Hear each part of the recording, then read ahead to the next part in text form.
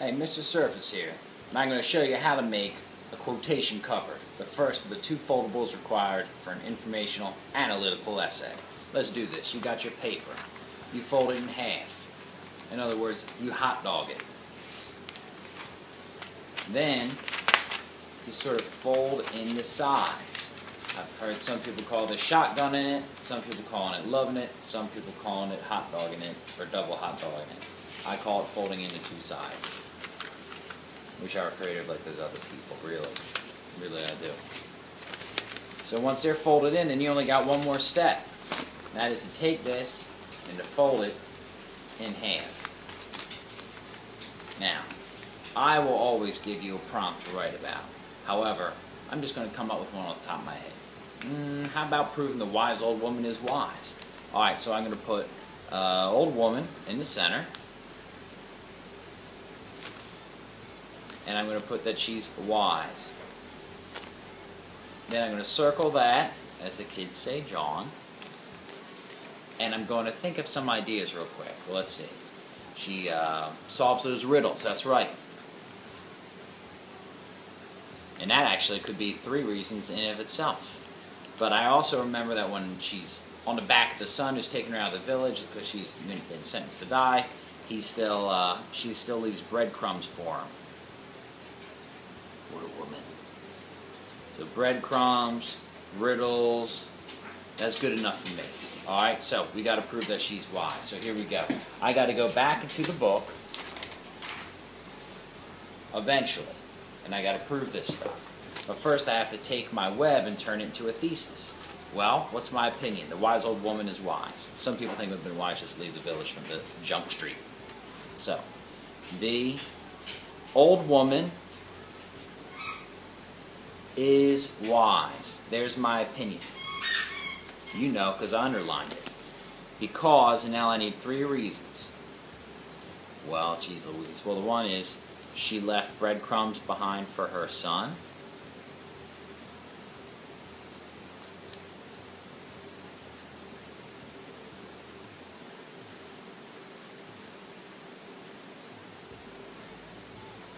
Comma, that's just the reason in my opinion and 1 reason, so I need 2 more. Let's see. She solved the rope riddle.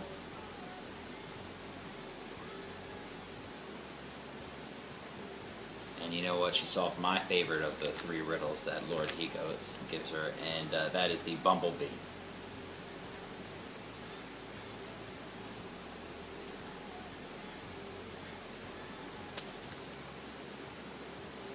See, right there. That's my thesis. Now, you see the part I underlined? That's the opinion, y'all. And guess what? The opinion gets repeated 3 times. Because you open it up, and you make an X, this spot right here, unless I ask you to write a 6-paragraph essay, but I'm not going to. Now, the topic sentences go here. I'm going to abbreviate them by just putting TS, TS, and TS. That doesn't stand for T.S. Eliot, that stands for topic sentence. Alright, so I'm going to take a moment and I'm going to rewrite the opinion, which is the underlined portion, which is impossible to prove, which is the old woman is wise. So I'm going to rewrite that opinion real quick, 3 times. The old woman is wise. The old woman is wise. And then finally, the old woman is wise. And just like last time, I gotta break my 3 reasons down. I gotta break my 3 reasons down into the 3 topic sentences. What are the 3 reasons, you ask? Well, the old woman is wise because, number 1, she left behind crumbs for her son. Number 2, she solved the rope riddle. And number 3, she solved that bumblebee riddle. 1, 2, 3, all those 3 reasons equal a different topic sentence, same opinion.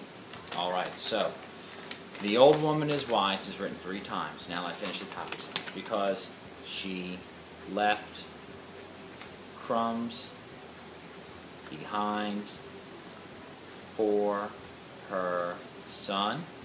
Very clever, Mama. The old woman is wise because she solved the rope riddle. And then finally, the old woman is wise because she solved the drum riddle. Perfect. Same opinion each time, but topic sentences are different. They have the 3 different reasons from this side. I, web, thesis, topic sentences. Now we got to find quotes from the book. Alright, let's see if we can't go back to the book and find those.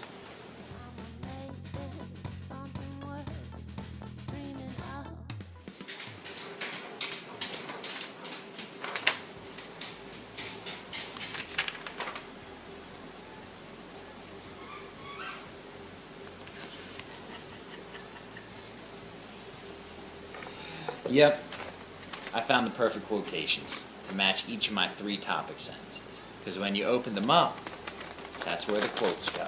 And I'm going to signify that right now with some cues. They might even be Susie's. By cue, I mean quotation. Now, I went back into the book and I found out, guess what? She didn't leave breadcrumbs, she leaves snap twigs. Not a problem, because I went right back to my thesis and I crossed out crumbs and twigs. Why is that okay? Toby, quiet! Why is that okay? He's got to yell at the dog. Because this is pre-writing, which helps us to prepare for our final draft. Alright, so let's take a look. Well, I did happen to find that first quote, and it is on page 8. And the son asks the mom what she's doing, and she says, I am just marking your way. I am just marking, got to get the exact quote, your way. And then she says,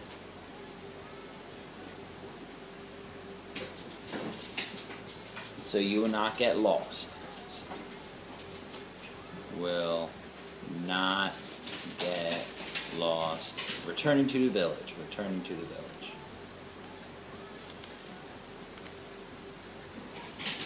Alright? And that's page 8 in the gray. Then there's another quote to go along with the ropes of ash bit. I found that as well. And that is right on page 9. And she just says you have to soak, I hate that dog, soak ordinary rope in salt water. Then we can just explain later in the essay that that is how she solves it. And then finally the bumblebee bit, oh my god, I found that too. That's on page 10. And says, make a drum with sides of paper. As it tries to escape, it will buzz and beat itself against the paper. So I'll just use that. As it tries to escape, it will buzz and try to beat itself against the paper.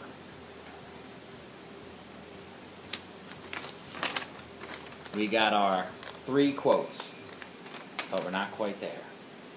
We have to provide our context or our summary of what happens in the story before that. So I'm just marking your way out. I got to think of, alright, what are 4 events that come before that? And I don't even have to write these 4 events in complete sentences, because that's what the essay is for. Now, you can write complete sentences if you want, I guess. I'm not going to. So I'm just marking your way. Well, first there's the decree. Boom. Then there's the mom turns 71. Get it out. Then the son puts it off. goes to do that. And then he carries her up into the mountain. I'm just going to use that with the word carries. Boom. That takes us right up to the quote. Oh, I'm just marking ways to come back down. Now I've retold the story for someone who's never read this one. Alright? Then we got the wise old woman's rise because she solved the rope riddle. Well, say word, that is an easy one to do. Alright? Okay, so I got number 1. There's that decree. The whole story stems from there, so I got to mention it each time. 2. Well, guess what? Yep. The mom's being hidden because she's 71. And then we got our outside guy, Lord Higa. And Lord Higa poses a riddle. And what's that riddle? It says he needs 1,000 ropes of ash. And guess what? No one can solve. So I wrote 1,000, no solve. And then I can just put that in writing when I write the essay. You know what I'm saying? Yeah, you know what I'm saying. Finally, the wise old woman solved the drum riddle. Guess what? Same thing. Boom. I write about the decree. Boom. I write that she's 71 years old, that mom. Boom. I write about Lord Higa and his first 2 riddles, because we're farther in the story, right? And then finally, 4, I tell the setup of mom's solution. Alright? So, take a look. We got our 3 quotes. Quote, quote, quote. Exact quotes from the book. We got our, and I'm going to show you in a different color with this, we got our 4 contexts that lead up to the quotes, not past them. So we got our context. Context. Context.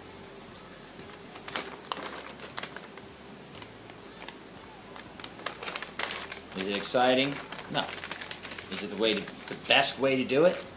Yeah. Mr. Surface is showing you, so you know it's the best. S-E-R-F-A-S-S. That is the way you spell success.